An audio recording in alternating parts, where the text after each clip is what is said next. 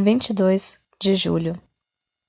Santa Maria Madalena, penitente. Pelo fim do século XVII, em seguida, e por autoridade de Launoy, doutor suspeito e temerário, certo número de escritores, mais ou menos infetos de jansenismo, fazendo-se eco um dos outros, propuseram e afirmaram que aquela tradição comum e antiga sobre a primeira introdução do cristianismo nas Gálias era falsa e inventada depois do século X. Católicos mesmos, sem a considerar com mais atenção, repetiam o que ouviam dizer. Tornou-se opinião dominante na França essa de que falamos. Puseram-se a mudar a tradição dos breviários e dos missais, tanto em Paris como em outras dioceses. Santa Maria Madalena não era mais uma e a mesma. Foi dividida em 3 pessoas: a mulher pecadora e penitente, Maria, irmã de Lázaro, e, enfim, Maria Madalena, da qual o Salvador tinha expulsado os 7 demônios. A chegada de Lázaro e de suas 2 irmãs à Provença foi declarada como não acontecida. A missão apostólica dos 7 primeiros bispos foi retardada de mais de 2 séculos. Tudo porque tal era a opinião de Launoy e de seus sequazes, que caminhavam mais ou menos nas pegadas de Lutero e de Calvino. Entretanto, a Igreja Romana, no seu breviário, como no missal e no martirológio, e em seus escritos mais certos, conservava a antiga tradição, aliás, honrosa para a França. Hoje, em 1848, um padre francês, o padre Faillon, da congregação de São Sulpício, demonstrou por muitos documentos ou monumentos inéditos ou pouco comuns que a Igreja Romana tinha razão e que os liturgistas franceses erraram em subverter tão precipitadamente sua liturgia e antiga tradição, ante autoridades e argumentos mais mesquinhos, uns que os outros. Ele aprova primeiro que Santa Maria Madalena, Maria, irmã de Lázaro, e a pecadora penitente são uma e a mesma pessoa. Prova-o pela tradição primitiva, perpétua e geral dos gregos e dos latinos.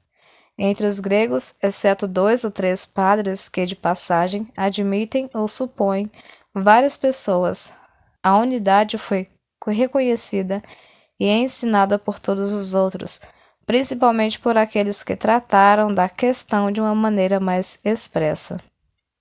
Eis agora particularidades que se nos apresentam sobre Maria Madalena. Um fariseu pediu ao Salvador que fosse a um banquete em sua casa, e Jesus, tendo entrado na casa do fariseu, sentou-se à mesa. Eis que uma mulher da cidade, pecadora, tendo sabido que ele estava à mesa na casa do fariseu, trouxe um vaso de alabastro cheio de perfume. Estando por trás dele, a seus pés, começou a banhá-lo com as lágrimas e os enxugava com os cabelos. Beijava-os, ungindo-os com aquele perfume. Ora, o fariseu que o tinha convidado, vendo aquilo, dizia consigo: se esse homem fosse profeta, certamente saberia quem é essa mulher que o toca, pois é pecadora. E Jesus, respondendo, disse-lhe: Simão, tenho alguma coisa para vos dizer. Disse ele: Mestre, dizei-o. E Jesus falou: um credor tinha 2 devedores. Um lhe devia 500 dinheiros e o outro 50. Como não tinham com o que lhe pagar, ele perdoou a ambos.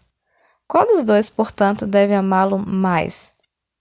E Simão respondeu: creio que aquele ao qual concedeu um benefício maior. E Jesus respondeu: julgaste bem. Voltando-se para a mulher, ele disse a Simão: vedes esta mulher? Entrei em vossa casa e vós não me destes água para os pés. E ela os banhou com suas lágrimas e os enxugou com os cabelos. Vós não me destes o ósculo, e ela, depois que entrou, não cessou de beijar meus pés. Não espalhastes óleo sobre minha cabeça, e ela embalsamou meus pés com perfumes. Por isso eu vos digo, muitos pecados lhe serão perdoados, porque muito amou, e aquele a quem menos for perdoado, menos ama. Depois disse a mulher: vossos pecados vos são perdoados.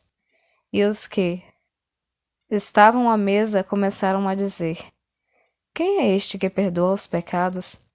Mas Jesus disse àquela mulher: vossa fé vos salvou. Ide em paz. Amar a Deus, amar quem é infinitamente amável, é o que há de mais doce, de mais fácil, de mais feliz. Amar a Deus é a felicidade dos santos, é a felicidade do céu. Entretanto, essa é, no fundo, a única penitência que Deus pede ao pecador. Todas as outras tendem somente a nos fazer chegar àquela. Sim, para nos perdoar logo todos os pecados que tivéssemos podido cometer, a grande pena que Deus nos impõe é, de todas as coisas, a mais doce e a mais fácil. É o que faz a felicidade dos santos sobre a terra e no céu. É amá-lo de todo o nosso coração e com toda a nossa alma. Desde que o ame assim, de pecador torna-se justo, de mal torna-se bom, do inferno está no paraíso. Oh, quem não amaria um Deus tão bom? Aconteceu depois que Jesus ia na cidade, de aldeia em aldeia, pregando e anunciando o reino de Deus, e os 12 estavam com ele e algumas mulheres que tinham sido curadas dos espíritos malignos e de enfermidades. Maria, que se chamou Madalena, da qual 7 demônios tinham saído, e Joana, mulher de Chuza, procurador de Herodes, e Susana e várias outras que o ajudavam com suas posses. Era costume entre os israelitas, como sabemos, de São Jerônimo, que os profetas que iam anunciar a palavra de Deus fossem mantidos com víveres e vestes por piedosas mulheres.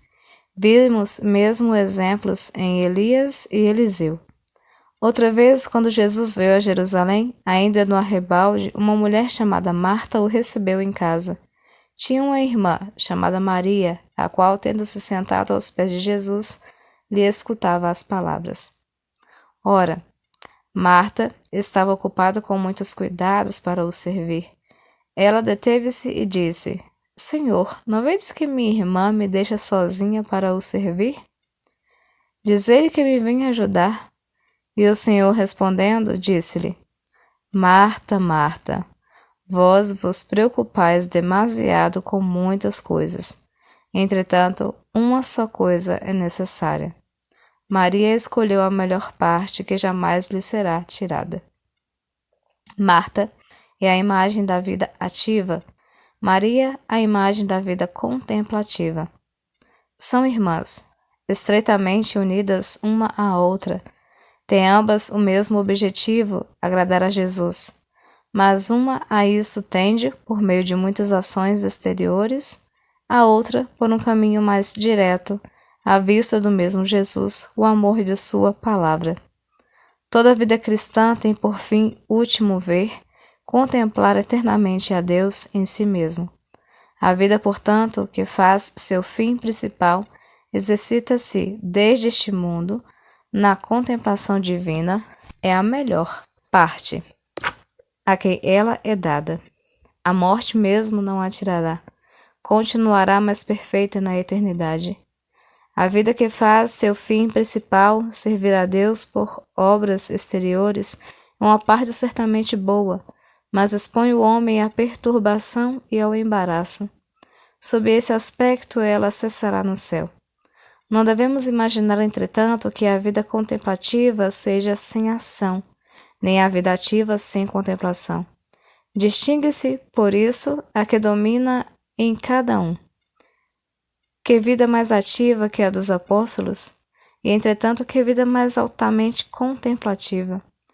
Nós nos aplicaremos, dirão eles, à oração e à pregação. A oração para contemplar a verdade divina, a pregação para fazer os outros contemplá-la.